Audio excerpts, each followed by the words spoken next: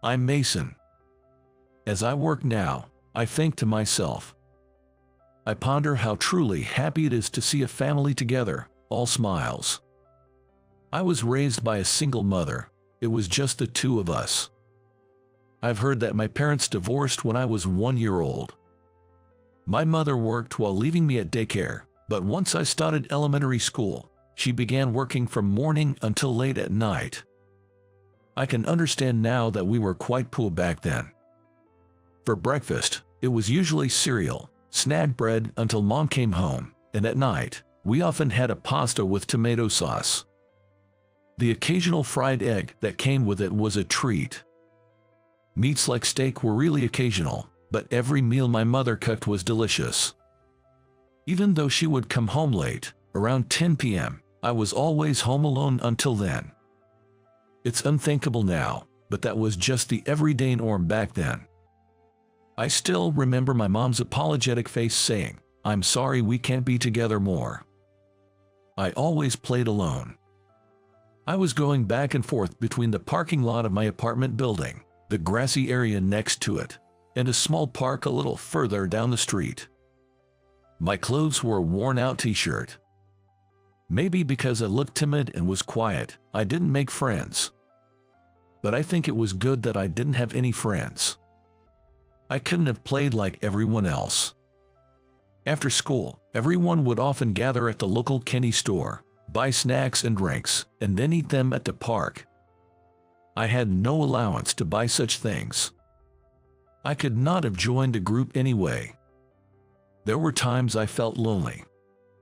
But as a child, I understood it was just the way things were. Being alone was normal for me, but as I got a bit older in elementary school, my world expanded, and I had a special encounter.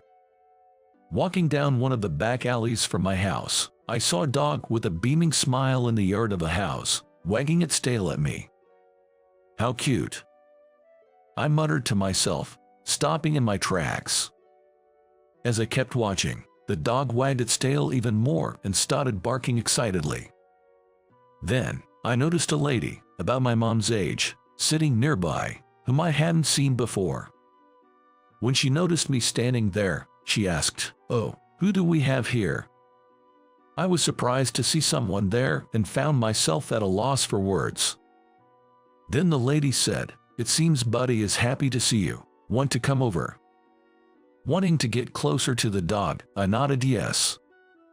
The lady then said, "Come on in. Buddy is gentle. He won't bite. He loves being petted," she told me with a smile as I cautiously approached the dog. I tentatively reached out to pet the dog. As I did, the dog sat down, wagging its tail, and seemed delighted to be petted. Then the dog sat down, wagging its tail excitedly as I petted it. From that day on, I started visiting Buddy. On days when the lady wasn't gardening, I somehow felt I shouldn't go into the yard, so I just waved at Buddy and went back. Buddy always barked happily when he saw me, letting me pet him as much as I wanted. I loved that gentle Buddy. "You're kind to animals, aren't you? Buddy always looks so happy when you come," the lady told me, making me smile. As I was petting Buddy, the lady exclaimed, "Oh, I bought something new today," and rushed inside the house. She came back with something in a plastic bag and asked, "Mason, do you want to give Buddy a treat?" I nodded, took the treat from her, and gave it to Buddy. "Lucky you, Buddy, getting treats. When I was in daycare, I missed snack time," I said to Buddy as he happily munched on his treat. I was just voicing my thoughts at the time. But now I understand. Perhaps the lady sensed something then. That's it. I'm good at baking cookies. I'm planning to make some tomorrow, so if you'd like, come over, Mason. Let's eat them with Buddy," she offered. The next day, eager with anticipation, I ran to the lady's house as soon as school ended. "I've been waiting for you." I was greeted by the smiling faces of the lady and Buddy. On a small table in the garden, there were lots of cookies in different shapes. "Here, these are your cookies, Mason." she said, and Buddy whimpered, looking eager. "Oh, Buddy's treats are over here. Let's all eat together." The lady had also prepared homemade apple juice. "They look so yummy, thank you." At the moment I tried a star-shaped cookie, a wave of sweetness flooded my mouth. "This is delicious. It's the first time I've had such tasty cookies," I exclaimed cheerfully. The lady smiled, saying, "I'm glad you like them," but tears were streaming down her face. Surprised, I asked, "What's wrong?" but she just shook her head, wiping her tears. A bit later, the lady said, "I'm sorry for crying," and explained why she had been crying. She once had a child who had passed away as a baby. If the child had been alive, he would have been about my age. Just thinking about it made her cry, she explained. "There's been a lot of sadness in your life, too," I managed to say. "I've had my share of sadness, too, but I want to live happily with my mom someday. I'll grow up fast and work to support her because she's working so hard right now. I want to earn a lot of money when I got a job. I'm wondering how I can do that." I found myself saying what I was thinking, probably because she told me what was on her mind. Despite my sudden outburst, the lady seriously considered my question. "Well, until you grow up, the best thing you can do is study hard. By doing that, when you get older, you'll have a lot of job options to choose from. From there, you can find a job that pays well. But remember, it's important to find a job you love. That's crucial," she advised. From that day on, I worked hard at my studies. When I faced a difficult problem at homework, the lady always helped me. I would peek into her garden every day, and if she was there, I'd drop by. For me, who had no friends, spending time with a lady and Buddy was a great joy, but that warm time didn't last forever. One night, while studying at home and waiting for my mom, the phone rang. The calls I usually get at night are only from my mom saying, "I'm on my way home," but that day, the call came earlier than usual. Curious, I answered the phone. It was from a woman I didn't know. After confirming my name, she said, "Stay home, I'll be there soon," and hung up before I could reply. Soon after, the woman from the call arrived. She worked with my mom. But what she said next left me in disbelief. "Your mom has collapsed. Let's go to the hospital together." With that woman, I headed to the hospital. Arriving at the hospital and sitting on a long bench in the waiting area, a doctor came out of the treatment room. "Where's Mom?" When I asked, the doctor squatted down to make eye contact and said, "It seems your mom has collapsed from exhaustion. She must have worked very hard, so let's let her rest quietly for now." That's what he said. He didn't say it in so many words, but I somehow understood what it meant at that moment. My mother had passed away from overwork. After that, I was taken by strangers and put into temporary care. A few days later, people claiming to be my grandparents appeared. They were strangers to me because I had never met them before. I don't know how they were contacted, but it seemed there had been some estrangement between them and my mom. "We are your mom's parents. Let's live together at our place from now on." The person claiming to be my grandfather said this with a bright smile. Though I was scared to suddenly live with strangers, I, who understood nothing, could only nod in agreement. After my mother's funeral, the day to move came. My grandparents and I were moving boxes into the car. "It's time to say goodbye to this place." That's when I suddenly remembered the lady and Buddy. I have to say goodbye properly. "Grandpa, please wait, just a moment." I ran as fast as I could to the lady's house, gasping for breath. "Hello, I'm here," I shouted as loudly as I ever had. The lady was inside but came out in a hurry when she heard my shouting. I told her about my mother's passing and that I had to go live with my grandparents now. "Take care." Crying, I petted Buddy's head one last time, Buddy licked my tears, and the lady cried with me. The lady kept rubbing my back, repeating, "Stay strong, be well," over and over. After saying goodbye to the lady and Buddy, I went to live with my grandparents.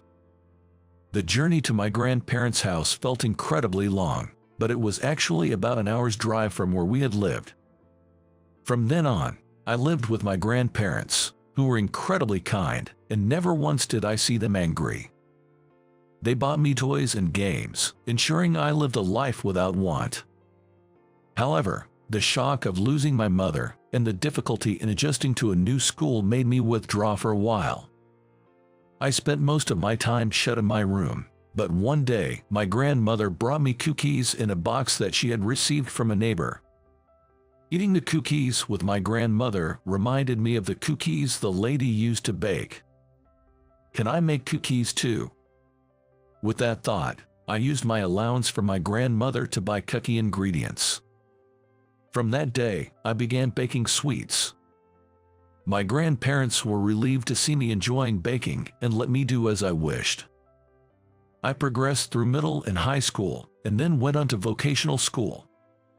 My grandparents were always there to support me. Fully aware that my education wasn't free, I studied hard and graduated top of my class from vocational school.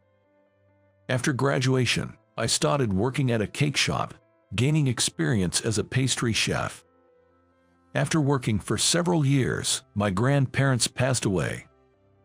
For many years, I was alone until I formed a bond with Lily, who was 11 years younger and worked at the shop, leading to our marriage.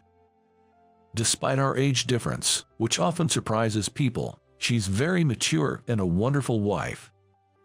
With my marriage as a turning point and having always wanted to own my shop, I decided to become independent. It's a small shop, but I opened a pastry shop with a cafe. This shop, started by my wife and me, has a special focus. When I chose the location for the shop, by chance, which is placed on a street with kindergartens and nurseries. Initially, I planned to open a regular pastry shop, but choosing that location sparked a new inspiration in me. Let's make sweets that even kids find delicious. It's not uncommon for young children to have allergies to eggs or milk. Therefore, in addition to making regular cakes, I also created cakes and cookies without using eggs or milk. The items we sell include strawberry sponge cakes, chocolate cakes, tarts, roll cakes, and cookies. The selection is limited and simple, but having egg-free and milk-free options quickly spread by word of mouth, and we became known as a delicious cake shop where children could also enjoy treats. Many parents and their children stop by after picking up their kids from kindergarten or nursery. On occasion, we are requested to provide birthday cakes that do not contain eggs or milk. As a little service, we also have individually wrapped cookies at the register for kids to pick and take home with them. I'm glad we set up shop here. The bright smiles of the children always give me energy. Having my own shop, a family to protect, and living a normal life was something I could never have imagined back then. Reflecting on those times, I couldn't have pictured this, but I want to cherish the happiness I feel now as I live each day. One day, my mother-in-law asked me for a favor. On a day when the shop was closed, she wanted help cleaning up her childhood home, which had been left untouched for many years. Since her parents had passed away, the house had been left as is, but now, she planned to sell the land. Before handing it over to the real estate agent, she wanted to clean up the inside of the house. On a day when both our days off coincided, the three of us went to her childhood home. But there, something astonishing happened. I found myself stopping in my tracks in front of the garden. The familiar garden, a lone doghouse, and as I matched it with my memories, I found myself inside the house. On a small shelf, there was a photo of a dog and the name Buddy. I might have been here when I was a kid, I muttered. When I murmured that, both of them tilted their heads and went, "Huh?" That's when I shared my past experiences. After hearing the whole story, she, with her hand over her mouth, said, "That story is true, isn't it?" "No way, I couldn't believe it," and started recalling her memories. Turns out, my mother-in-law was a kind lady from my childhood.